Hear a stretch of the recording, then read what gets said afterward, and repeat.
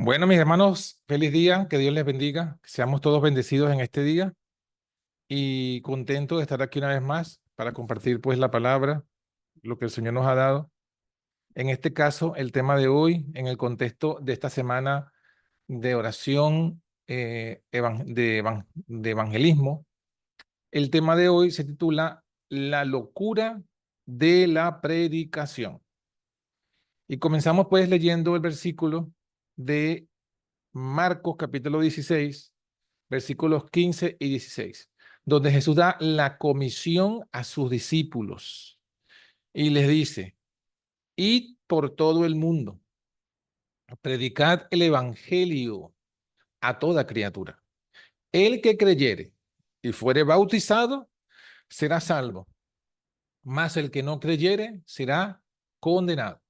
En estas palabras vemos que la predicación corresponde al 50% de la salvación de las almas. O sea que la mitad de del proceso de la salvación depende del predicador. Depende de que vayan los misioneros, los comisionados, los apóstoles de Cristo a llevar la palabra, a llevar la predicación. Y por eso Jesús los instruyó durante 3 años y medio. Jesús hizo que pasaran por varias pruebas y la prueba final fue su muerte y su resurrección para fortalecer su fe, para que ellos conocieran a Él, como dice también la palabra, los escogió para que estuviesen con Él y para enviarlos a predicar. Y entonces en ese contexto es que vemos que, culminado, por así decir, ese proceso de instrucción de los discípulos, entonces los vemos ahora aquí, Jesús a punto de irse al cielo, y vemos a Jesús dándole esta gran comisión: ir por todo el mundo. O sea, debían ir por cada pueblo, cada ciudad, cada nación del mundo. ¿A qué? A predicar. Su misión principal sería predicar. Y no predicar cualquier cosa, sino el evangelio. Si nosotros nos centrásemos a investigar o a buscar qué es predicar, predicar puede ser discurrir, hablar, proclamar, anunciar. Todas estas palabras son sinónimos de predicar. Y esa es la labor que tenían que hacer pues los discípulos, predicar. Pero qué cosa, como decíamos, el evangelio, las buenas noticias, las buenas nuevas a toda criatura. Y esa predicación era la que debía ser creída. Fíjese que en el versículo 16 dice: el que creyere y fuere bautizado. ¿Cuáles son entonces las dos partes fundamentales? Creer, la predicación, y ser bautizado. Por eso decíamos que el 50% de la salvación depende de la predicación. Porque cuando la gente escucha la predicación, si cree, ya dio la mitad de los pasos, ya dio el 50%, ya avanzó el 50% en su salvación. Lo que le resta para sellar su salvación es el bautismo, porque dice: el que creyere y fuere bautizado será salvo. Aquí salvo no es salvación, redención en el sentido de que ya está sellado para la vida eterna. Aquí salvación es liberación del pecado, liberación de la condición de esclavitud que traemos al nacer, liberación de la esclavitud hacia la rebeldía a Dios.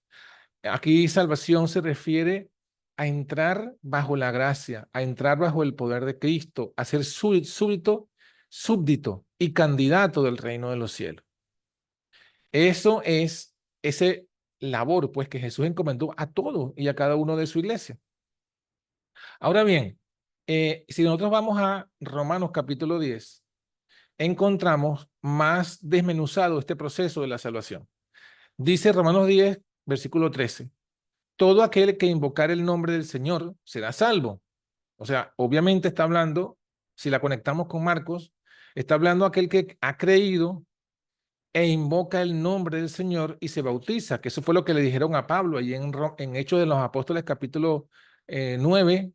Ananías le dice, también está en el capítulo 22 de Hechos, Ananías le dice: ahora pues, ¿por qué te detienes? Levántate y bautízate invocando tu nombre y lavando sus pecados, invocando su nombre. O sea que en el momento que la persona cree y se es bautizada, está invocando el nombre del Señor y será salva. Ahora, lo interesante de Romanos 10 es lo que viene a continuación.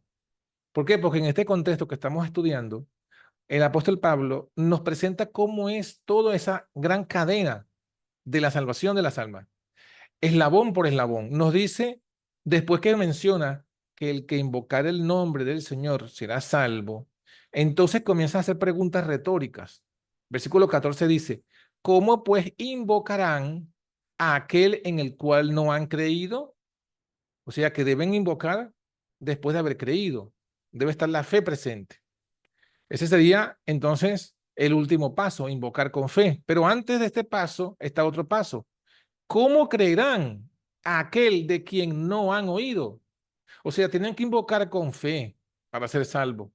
Invocar el nombre del Señor. Pero ¿cómo van a invocar con fe ese nombre si no han escuchado de ese nombre?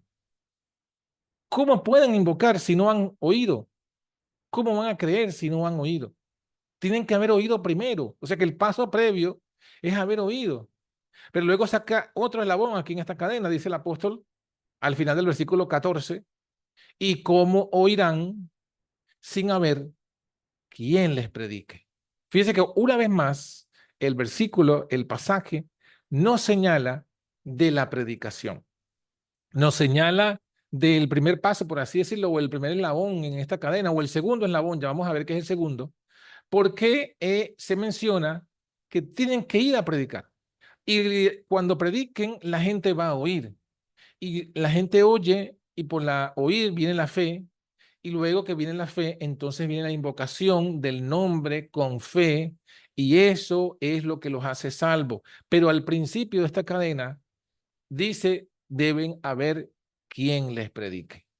O sea que el Señor dio a su Hijo en salvación por cada uno de los seres humanos, pagó la salvación, pero también puso la mitad de esa salvación en las manos de la iglesia, en las manos de los predicadores principalmente, en las manos de los que deben ir a predicar. Y que si la gente no cree, no invoca con fe, no cree, no oye y no se le predica, no podrá ser salva. Y eso es importante entenderlo. ¿Por qué? Porque nos hace a nosotros conscientes de nuestra responsabilidad, de la responsabilidad de la iglesia, de la responsabilidad de los que tienen ese llamado, esa vocación, ese don de la predicación. Aunque ciertamente toda la iglesia tiene que predicar, toda la iglesia tiene que predicar. ¿A quién? A sus familiares, a sus amigos, a sus vecinos. Sin embargo, también Dios ha llamado a algunos a que dediquen el 100% de su tiempo a la labor de la predicación. Y es ahí cuando nos da entrada a la siguiente parte, porque luego dice el versículo 14, luego del versículo 14 que finaliza diciendo, ¿cómo oirán sin haber quien les predique? Luego dice, ¿y cómo predicarán si no fueren enviados? O sea que aquí sí está la primera eslabón de esta cadena, que comienza con, decíamos, la iglesia. ¿Por qué? Porque dice, ¿cómo pueden predicar si no fueren enviados? Si Jesús no envía a los predicadores no predican, la gente no oye, la gente no cree y la gente no invoca y la gente se pierde. Así que el principio de la cadena es en los que son enviados. ¿Y por qué menciono la iglesia? Porque aunque es Jesús quien envía, como lo tenemos claramente en la Escritura, también la Escritura nos dice que Dios usa a su iglesia organizada para enviar y sostener a los que son enviados. Entonces, por eso es que dice, por eso es que el apóstol Pablo, consciente de esto, coloca la responsabilidad en la iglesia. ¿Cómo predicarán si no fueren enviados? Y luego lanza esta hermosa declaración, que es muy hermosa, cómo se describe a los predicadores. Dice, como está escrito, cuán hermosos son los pies de los que anuncian el evangelio de la paz, de los que anuncian el evangelio de los bienes. Hermosos son los pies. Hermosos son los pies porque son los que traen a estos predicadores a los lugares recónditos de la tierra con esas buenas noticias de paz y de bondad y de bendición. Por eso es que dice, son hermosos los pies. ¿Para quién son hermosos? No son hermosos para la gente del mundo, no son hermosos para los poderosos, ni siquiera en el momento son hermosos para los que reciben la predicación, pero son hermosos a la vista de Dios, a la vista de sus ángeles. ¿Por qué? Porque son enviados de Él, por Él, a llevar esta salvación. Somos nosotros extensión de las manos de Dios y de Cristo para llevar esta salvación allí adelante. Entonces, es importante entender que es una labor conjunta. La iglesia tiene la responsabilidad de predicar, como ya dijimos, en su círculo íntimo. Y además de enviar y sostener a estos enviados, a los que se dedican al 100% a esta labor, a los que van a otra nación, tribu, lengua o pueblo, a los que como los apóstoles reciben esa comisión de ir por todo el mundo a predicar el evangelio. Es parte importante, tan importante como los estudios bíblicos, tan importante como las publicaciones, es importante el ministerio de la predicación. ¿Por qué? Porque son obras que van una a la mano de la otra. Son todas partes de un mismo eslabón, son todas partes de una misma cadena, perdón, son todos diversos eslabones de una misma cadena, son todos diversas piezas de un mismo rompecabezas en la que el Señor ha planteado la salvación de la humanidad. Y todos tenemos que dar pues nuestra parte, nuestra labor. A continuación, leamos otro pasaje bíblico, el apóstol Pablo en 1 Corintios 1:17 nos comenta lo que él entendió que era su ministerio y que es el ministerio de todos los llamados apóstoles, obispos, ancianos, diáconos, ministros de Jesucristo.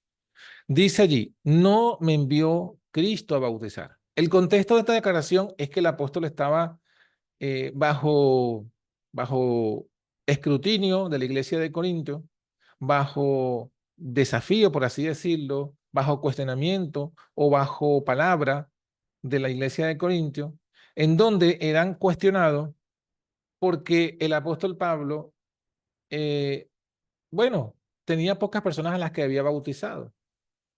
Acuérdense que decían uno, yo soy de Pablo, yo soy de Pedro, yo soy de Cefa, yo soy de Apolo, etcétera. Y en ese contexto, Pablo va respondiendo, y una de sus respuestas es esta, que es maravillosa. 1 Corintios 1:17. Porque no me envió Cristo a bautizar. Parece un poco contradictorio junto con el versículo que hemos leído en Marcos, ¿no? Pero él lo que está enfatizando es un punto importante. No me envió Cristo a bautizar, sino a predicar el evangelio. No en sabiduría de palabras, porque no sea hecha vana la cruz de Cristo. ¿Y a qué se refiere esto el apóstol? Bueno, porque evidentemente el bautizar es parte de ese 50% que le corresponde al alma que escucha la predicación. O sea, el ministro tiene su labor de predicar y está esa en su mano, esa responsabilidad está en su mano. Pero la responsabilidad de bautizarse no está en la mano del ministro, no es el ministro quien debe obligar a la persona a bautizarse o presionar o manipular a bautizarse, sino que esa ya es una responsabilidad que le corresponde al que escucha la palabra, pero donde sí tiene el predicador el 100% de la responsabilidad es en predicar. Por eso el apóstol dice, no me envió Cristo a bautizar, sino a predicar el evangelio. A predicar el evangelio. A eso somos enviados. Predicar el evangelio. No en sabiduría de palabras. O sea, aquí ya estamos hablando no en el contexto de las profundidades teológicas, que muchos se van por ese camino y piensan que esa es la labor que tienen que hacer cuando el apóstol ya lo ha dejado claro. No me envió Cristo a predicar el evangelio, o sea, me envió a Cristo a predicar el evangelio, pero no en sabiduría de palabras. ¿Para qué? Para que no sea hecha vana la cruz de Cristo, para que no sea hecha inútil la cruz de Cristo. O sea, la fortaleza de la predicación no está en la sabiduría de las palabras, no está en el hebreo o en el griego, que es el idioma original en el que vienen las palabras de la escritura, no está en la filosofía del mundo o en la ciencia. El poder de la predicación del evangelio, dice, está en la cruz de Cristo. Está en predicar el evangelio de la cruz de Cristo. Con palabras, si dice que no debe ser con sabiduría de palabras, entonces se deduce que tiene que ser en palabras sencillas, palabras comunes, palabras del pueblo, palabras que todo el mundo usa, que todo el mundo entiende. Justamente lo dice para que se entienda y no se haga inútil la cruz de Cristo, para que todos puedan entender el evangelio. Versículo 18 dice, porque la palabra de la cruz es locura a los que se pierden. Ahora hablará de un aspecto interesante de la predicación y es que es locura. La palabra de la cruz es locura a los que se pierden. Es locura. Locura es, y así somos vistos como locos por predicar la cruz de Cristo. Es locura a los que se pierden, más a los que se salvan, es a saber a nosotros, es poder de Dios. O sea, la palabra de la cruz es poder. Para el mundo es locura. Para el mundo es una locura total. Para el mundo, Jesús cuando murió en la cruz fue un fracaso total. Para el mundo fue un fracaso. A ojos del mundo era un fracaso. En la visión mundana era un fracaso. Era una locura. Pero con los ojos de la fe, sabemos que ese era el poder de Dios. Era potencia de Dios. La palabra de la cruz es potencia de Dios. Y continúa diciendo aquí el por qué. Dice, versículo 19, porque está escrito, destruiré la sabiduría de los sabios, desecharé la inteligencia de los entendidos. ¿Qué del sabio? ¿Qué del escriba? ¿Qué del escudriñador de este siglo? ¿No ha enloquecido Dios la sabiduría del mundo? Fíjense entonces que se nos está diciendo claramente que por eso es que la palabra de sabiduría del mundo es locura la cruz, porque son sabios aparentemente, según el mundo, pero realmente están sin sabiduría, sin inteligencia. Ellos sí son los que están en la locura, porque dice que Dios ha enloquecido la sabiduría del mundo. O sea, la sabiduría del mundo realmente está totalmente desquiciada. Desquiciada. La mayoría de la ciencia es ciencia ficción. La mayoría de lo que se habla en la ciencia es ciencia ficción. Es filosofía. No es hechos científicos. La mayoría de lo que se habla en la historia también. Filosofía, fantasía, leyendas. Entonces, están en la locura. Están en la locura. La sabiduría de los sabios es locura. ¿Por qué? ¿Por qué ha ocurrido esto? Bueno, dice el versículo 21, porque por no haber el mundo conocido en la sabiduría de Dios, a Dios por sabiduría, agradó a Dios a salvar a los creyentes por la locura de la predicación. Véanse cómo aquí el apóstol hace el juego de palabras para mostrar el punto. ¿Qué punto? Primero, el mundo no conoció a Dios por la sabiduría mundana. De modo que a veces pensamos que hablar de filosofía, a veces pensamos que hablar de ciencia, estamos haciendo la obra de Dios, estamos predicando, y no es así, no es así. Es que ni siquiera en la reforma pro salud, ni siquiera en ese aspecto de la salud, de esa predicación, que tiene que ver con el mensaje y que tiene que ver con ciencia porque habla de la salud del cuerpo, ni siquiera en ese aspecto los científicos o los sabios del mundo hablan con mesura, con equilibrio, están también enloquecidos.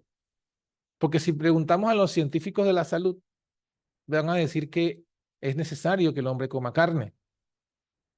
O si hablan del veganismo o del vegetarianismo, entonces se inventan sus locuras. Y por eso es que vemos ahora unas grandes corrientes del mundo de gente no creyente que son veganos o vegetarianos, pero que realmente no es el mensaje pro salud que tenemos en la escritura, porque su mensaje está orientado con el animalismo, con la ecología, con la evolución, con la tierra como una diosa. con el paganismo y está contaminado esa filosofía.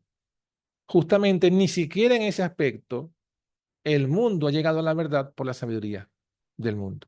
Entonces, al final, ¿qué dice el Señor? Bueno, Dios se agradó de salvar a los creyentes, salvarlos por la locura de la predicación, o sea, por la predicación considerada locura.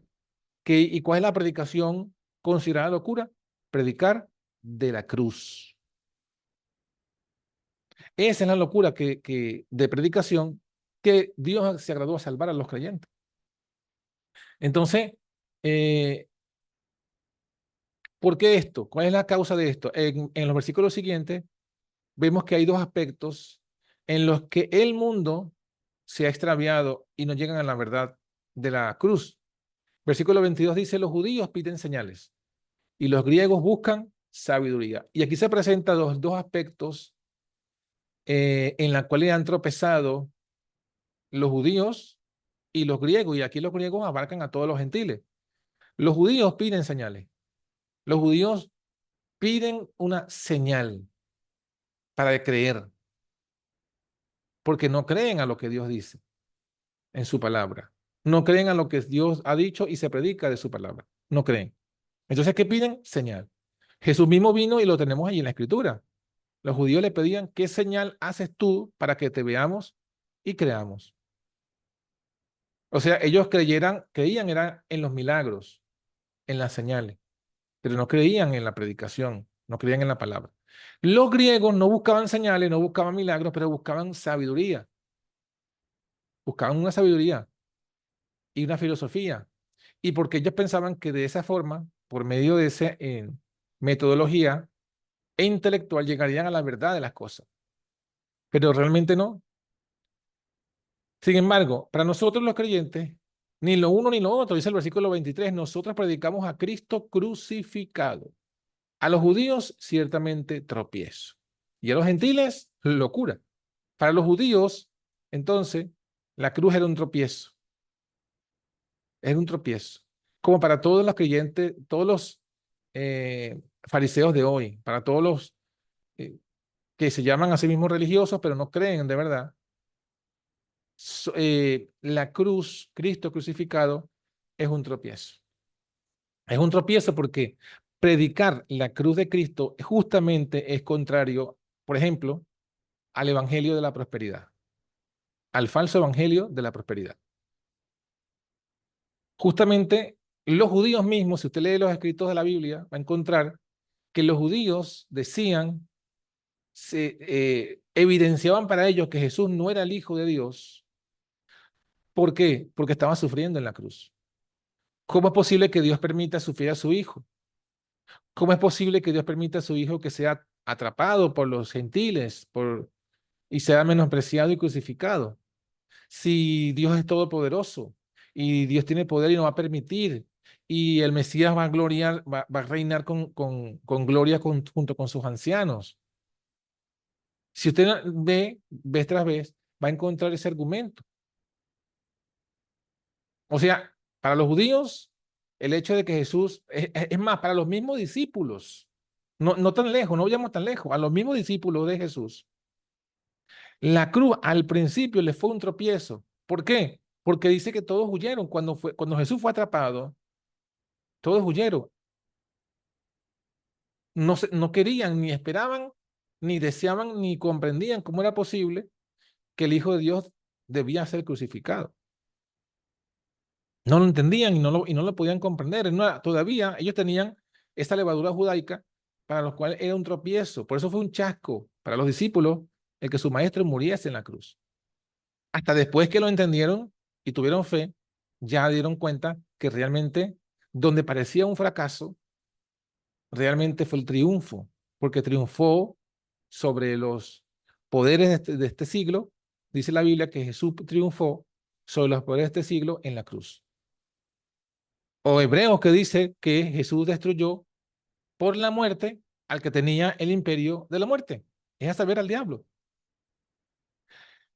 Para los judíos tropiezo y para los gentiles locura.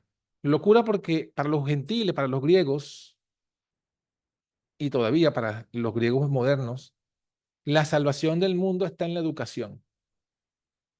La salvación del mundo está en la educación, está en la filosofía.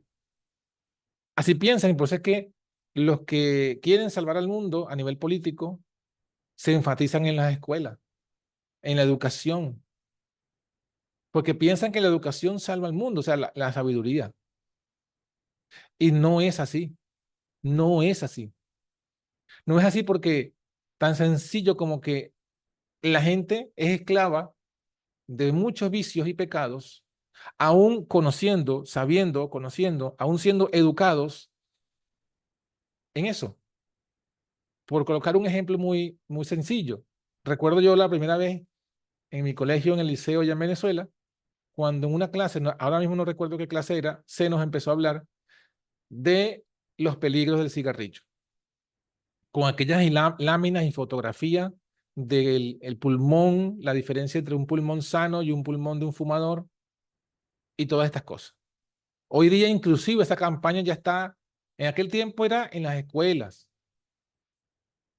Hoy día esa misma campaña está en cada cajetilla de cigarrillo, por lo menos usted lo puede ver aquí, en España, en cada cajetilla de cigarrillo está grande escrito fumar mata y aparecen fotos de los pulmones.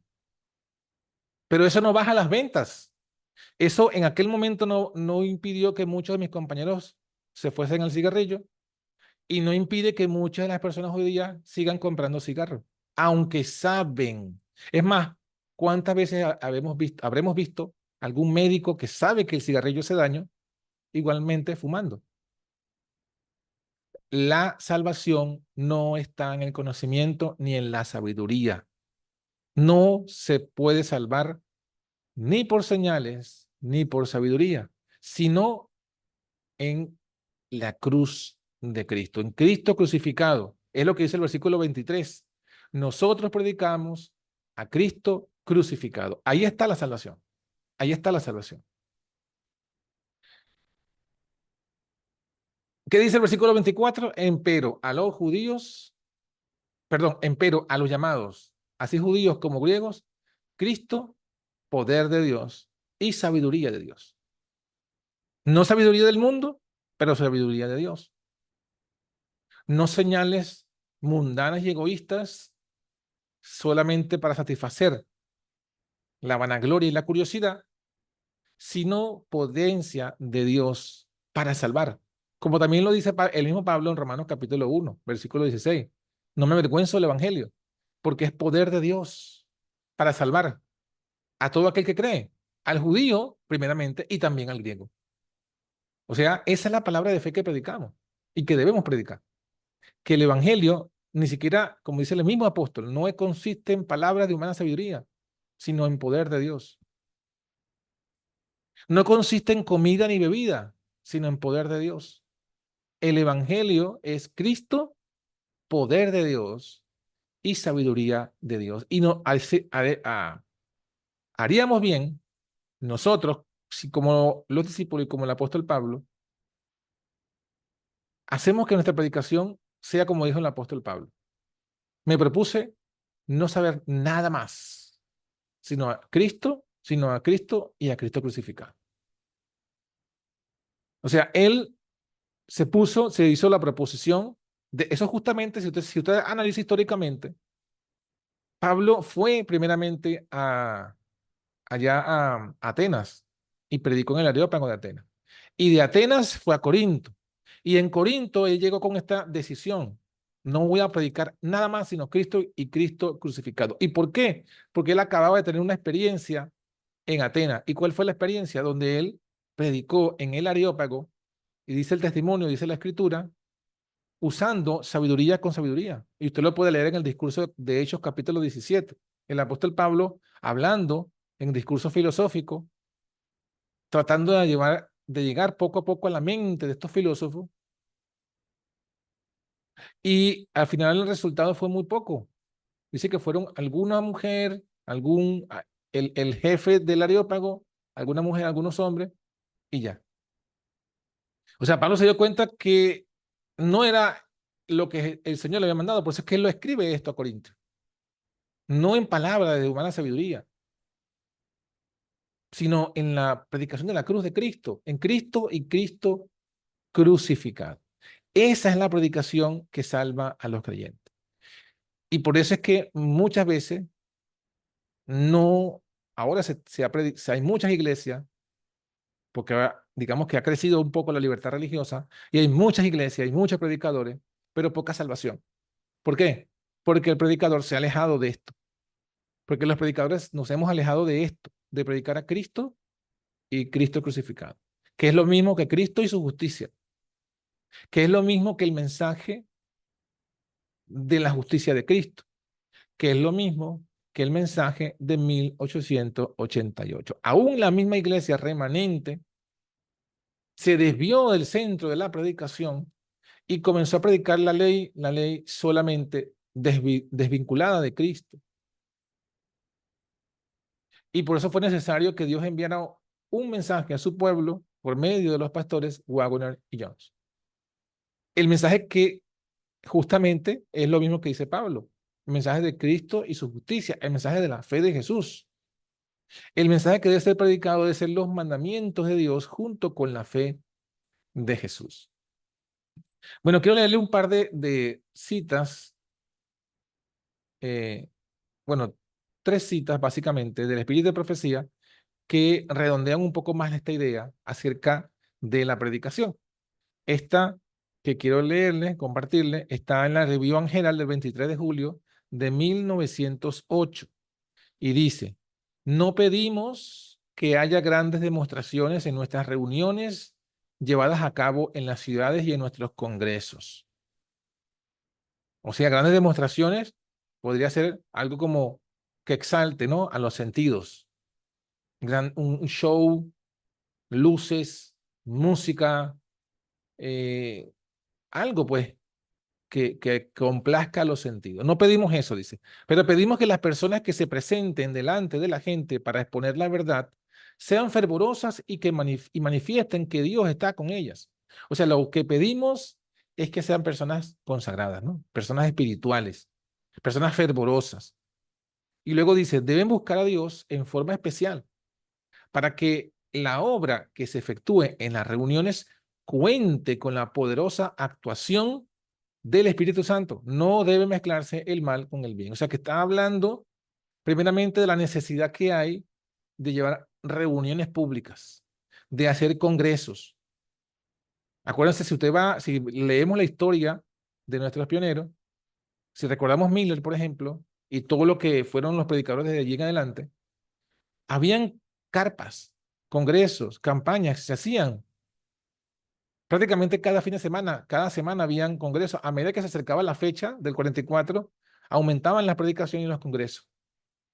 O sea, y después también, después de esta obra, eso fue integrado como parte de la metodología de la Iglesia Adventista Pionera. Se hacían congresos, reuniones, carpas en las ciudades. Y aquí lo que está diciendo el Espíritu de Profecía es que en lugar de buscar tanta teatralidad, lo más importante son que los predicadores sean fervorosos y que el que haga el protagonismo sea el Espíritu Santo, que se mueva. Y nosotros tenemos que rescatar esa metodología y tomar en cuenta esto, que los predicadores tengan el poder pues del Espíritu Santo. ¿Alguna recomendación que da acerca de la predicación? Dice, tenemos aquí en el evangelismo en la página 132, habla toda una parte bien larga e interesante sobre la duración del discurso de la predicación. Solamente tomé este pasaje importante que dice así: a otro ministro capaz se le preguntó qué longitud estaba acostumbrado a dar a sus sermones. Y respondió así: cuando me preparo cabalmente, media hora. Cuando estoy tan solo parcialmente preparado, 1 hora. Pero cuando ocupo el púlpito sin preparación previa, continúo hablando durante cualquier extensión de tiempo que queráis. De hecho, nunca sé cuándo detener. Entonces, aquí nos está claramente dando a entender que el discurso debería ser media hora, cuando más 1 hora. Y eso va a ir en proporción a la preparación del discurso, a la preparación del sermón. O sea que no es tampoco que nos vamos a preparar a predicar, nos vamos a parar a predicar sin ninguna preparación, sin preparar el discurso, sin prepararnos espiritualmente, sino que debe haber una preparación y que cuanto mejor estemos preparados, el ideal se cumplirá, que serán 30 minutos, un discurso breve.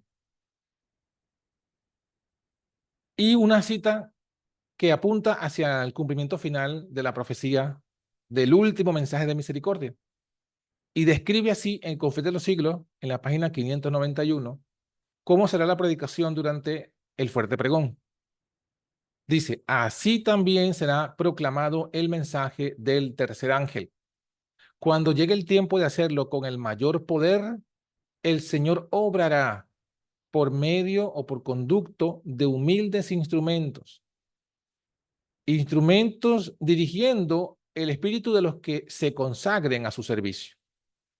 Los obreros serán calificados más bien por la unción del espíritu que por la educación en institutos de enseñanza. Fíjense que la gran mayoría de los que abrazan la verdad no son los que han ido a los colegios corporativos, a los colegios religiosos. Y al final, justamente, los que van a predicar el fuerte pregón habrán sido pocos los que habrán estudiado en colegios teológicos. Y lo que abundará serán obreros calificados por la unción del Espíritu de Cristo. Habrá hombres de fe y de oración que se sentirán impelidos a declarar con santo entusiasmo las palabras que Dios les inspire. Los pecados de Babilonia serán denunciados. Entonces, ¿qué nos dice toda esta cita? Que nosotros debemos ocuparnos en buscar el poder del Espíritu de Cristo, el poder del Espíritu Santo, o ser hombres y mujeres de fe y de oración y de estudio de la palabra. ¿Para qué? Para predicar los sermones que hayamos que predicar cortos, con entusiasmo, y que el protagonista principal sea el Espíritu Santo, tocando las mentes y los corazones. Y eso, dice aquí, en lo que nos va a ir preparando para que cuando llegue la proclamación con mayor poder, estemos calificados para ser entonces obreros de esta hora final. Así que mis hermanos, entendamos pues que esto es lo que el Señor nos llama, la locura de la predicación del Evangelio de Cristo y Cristo crucificado, Cristo su justicia, que es tropiezo, pero que es el poder central del Evangelio. Que Dios nos ayude, nos toque, nos inspire, estas palabras nos sean de motivación para entender cuál es el rumbo que tenemos que tomar como iglesia, en qué tenemos que trabajar y cuál debe ser el contenido principal de nuestra labor y de nuestra predicación. Que el Señor, pues, nos bendiga.